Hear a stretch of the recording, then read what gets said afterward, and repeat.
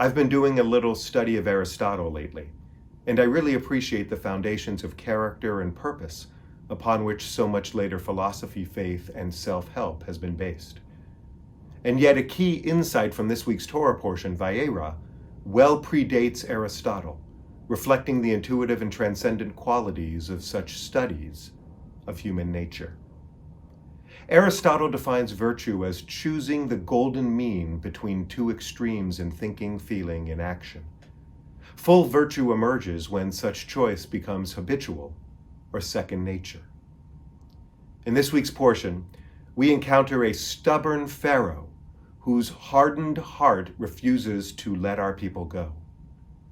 Later, in the 10-part process of negotiations between Pharaoh and Moses, we learn that God hardens Pharaoh's heart. This seems more than unfair to the ruler and his people. It seems a denial of the kind of free will that is a staple of our faith. But when we look at the text more carefully, a crucial insight emerges.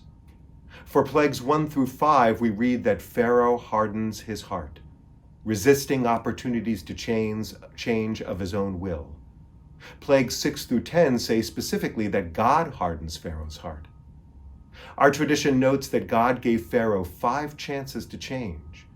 When he wouldn't, God then amplifies his existing faults toward affirming God's power for the Israelites and the Egyptians.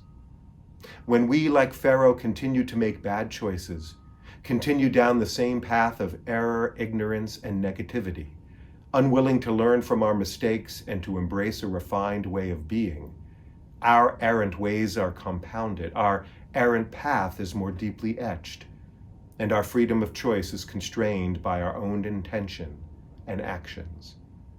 Pursuing the good and avoiding evil is not merely a momentary decision. It is a cultivated way of life. Shabbat Shalom.